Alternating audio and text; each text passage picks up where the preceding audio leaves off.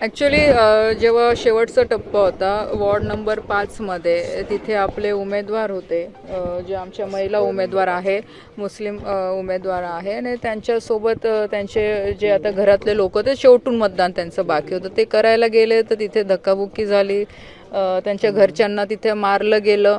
आणि अशा पद्धतीचं सगळं माहोल जो दुपारपासून तुम्ही पण बघताय की पूर्ण शहरामध्ये सगळे ते ग्रामीण भागातनं आणलेले, काही भुसावळवरनं आणलेले सगळे बाहेरचे लोक इथे पूर्ण मस्ती करताय, इथे पूर्ण दादागिरी करताय, रॅल्या काढताय, इथे घोषणा देताय. स्वतः आमदार जेव्हा की आचारसंहिता असं म्हणते की प्रचार संपल्यानंतर तुम्ही कोणतेही तुमच्या पक्षाचं लेबल लावू शकत नाही किंवा प्रचार करू शकत नाही, घोषणा तुम्ही देऊ शकत नाही किंवा तो जे आपण मफलर वगैरे घालतो ते घालू शकत नाही.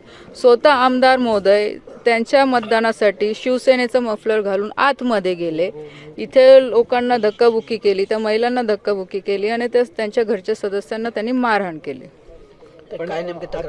आता तक्रार आम्ही हीच दिलेली आहे की जो काही प्रकार घडलेला आहे तो इथे FIR मध्ये आम्ही नोंद करायला लावलेला आहे. आणि चंद्रकांत पाटील असतील किंवा त्यांच्यासोबत ते जे काही त्यांचे सगळे शिवसेनेचे पदाधिकारी असतील, कार्यकर्ते असतील, त्यांच्या गुन्हा नोंद झालेला आहे. ते पोलीस स्टेशन ऑफकोर्स तेव्हा की त्यांना तुम्ही पोलीस समजूत करायला पाठवले, ते तुम्ही धमकी दिली, पोलीस धमकी द्यायला आले मला बाहेर निघा असं मतदान केंद्राची असं मतदान बघा एक विषय आहे की 100 मीटरच्या आतमध्ये कोणालाही जायचा अधिकार नाही आहे. इवन स्वतः उमेदवाराला फक्त पोलिसांनी सकाळी सूचना दिल्या होत्या की तुम्ही 1 तासाच्या अंतरावर एक वेळा तुम्ही राऊंड मारू शकतात.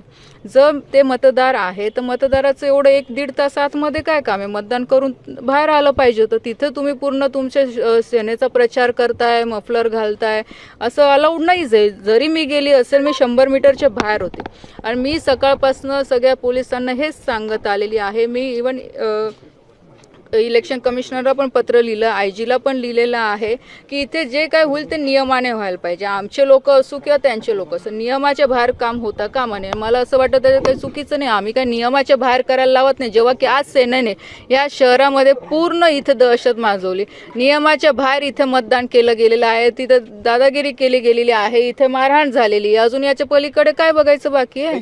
गुन्हा तुम्ही दाखल केला त्याच्यामध्ये आमदारांचं नाव घेतलंय का? ऑफकोर्स घेतलेले आमदार स्वतः होते ना तिथे. आमदार एक जबाबदार व्यक्ती आहे. जर अशी घटना घडत असेल तर त्यांनी थांबवलं पाहिजे ना, की त्यांना प्रोत्साहन दिलं पाहिजे. हाच तर प्रॉब्लेम आहे इथल्या आमदारांचा की सगळे अशाच लोकांना त्यांनी प्रोत्साहन देत आलेलं आहे आणि त्याच्यामुळे हे जे काही आज घडतं हे फक्त त्या कारणामुळेच घडतंय. आणि आपण जे म्हणतात की पक्षाची मफलर घालून आले ते, याबद्दल निवडणूक आयोगाकडे तक्रार करणार? केली मी तक्रार ऑलरेडी. मी सगळे मेल वगैरे सगळे फोटोग्राफ्स वगैरे पाठवलेले. आता ते याच्यातही म्हणतील की यांचं काहीतरी आहे आणि खोटं बोलतात, असं तर होणार नाही. त्यांचे गळ्यातले मफलरचे फोटो आलेले आहे, त्यांनी जो काही तमाशा तिथे बूथवर केलेला त्याचा व्हिडिओ आलेला आहे. जे दुपारच्या वेळेस त्यांनी 17 नंबर प्रभागामध्ये माझ्या गाडीजवळ घोषणा दिल्या, त्याच्यानंतर त्यांनी पूर्ण गावभरात रॅली काढली, जे की अलाउड नाही आहे. घोषणा देणं तुम्हाला अलाउड नाही आहे बूथच्या बाहेर किंवा तिथं बूथच्या प्रिमायसेसमध्ये. याचे सगळे रीतसर व्हिडिओ आलेले आहे. आमदारांच्या कार्यकर्त्यांविरुद्ध तुम्हाला आता गेल्या काळात जर विचार केला 3ऱ्यांदा पोलीस स्टेशनला यावं लागतंय मंत्री. हो, तर मी तेच सांगते, हे मुक्ताईनगरच्या इतिहासात कधीच झालं नाही. मी आत्ताच पोलिसांना सांगत होते की मी राजकारणात आल्यापासनं किंवा मी मुक्ताईनगर शहरामध्ये आल्यापासनं ह्या फक्त वर्षभरात मला 2 वेळा यावं लागलं, ते पण माझ्या मुलीसाठी आणि आज या कार्यकर्त्यांसाठी. याच्या आधी मला गरजच पडली नाही, कारण अशी परिस्थिती मुक्ताईनगर शहराची नव्हतीच. ठीक आहे, राजकारण असतं, पक्ष असतं, जो तो त्या आपल्या परीने करत असतं, पण इतकं इथं माज आणणं ह्या लोकांना आणि इतकं ह्या अशा पद्धतीने वागणूक करणं हे कितपत योग्य आहे? पत्र करण्याची मागणी करणार आहे का निवडणूक आयोगाकडे? आचारसंहितेचं उल्लंघन झालं ऑफकोर्स करणार. मी आधीच सांगितलं की मी कंप्लेंट केलेली आहे, सगळे फोटोग्राफ्स वगैरे सगळे मेल केलेले आहे. इव्हन SP साहेबांनाही पाठवलेलं आहे, देवेंद्रजींकडे पण मी या संदर्भात सगळी माहिती पाठवलेली आहे. पक्षाला टार्गेट केलं जाते की खडसेंना टार्गेट केलं जाते, काय वाटतं? काय पक्षाला टार्गेट केलं जाते की खडसेंना टार्गेट केलं जाते? हे बघा, मला असं वाटतं की चंद्रकांत पाटलाने ज्या भाजपनी त्यांना विधानसभेमध्ये मदत केली, बरोबर, ठीक आहे, आमचं ते म्हणतात की खडसे ठीक आहे, खडसेला एक बाजूला ठेवा, पण बाकीची भाजप तर त्यांच्यासोबत होती, त्यांनी तर प्रामाणिक काम केलं होतं. मग त्यांनी मोठं मन दाखवून का नाही भाजपला इथं विश्वासात घेतलं, की का नाही भाजपच्या लोकांना सोबत घेऊन काम केलं? आज जे काय होतं इथे भाजपच्या लोकांवर दमदाटी होते आहे, मग हे कुठे गेलं? मग तेव्हा हा युती धर्म नाही आठवत. ठीक आहे, खडसे तर आहेच, त्यांना आमची ॲलर्जी आहे ते तर आधीपासून सगळ्यांना माहिती आहे, मी त्याबद्दल बोलतच नाही आहे. आणि मी सुरुवातीपासून सांगते की ही निवडणूक मी खडसे म्हणून नाही लढवलेली. मी एक भारतीय जनता पार्टीची कार्यकर्ता आहे, खासदार आहे, आज मंत्री आहे, तर मलाही माझ्या पक्षाचा विस्तार करायचा अधिकार आहे, कार्यकर्त्यांना संधी देण्याचा अधिकार आहे आणि ते मी केलेलं आहे. तर त्यांच्या डोक्यात आहे की खडसे पाटील एवढी काय भीती खडसेंची आहे? लढा ना तुम्ही पण निवडणूक.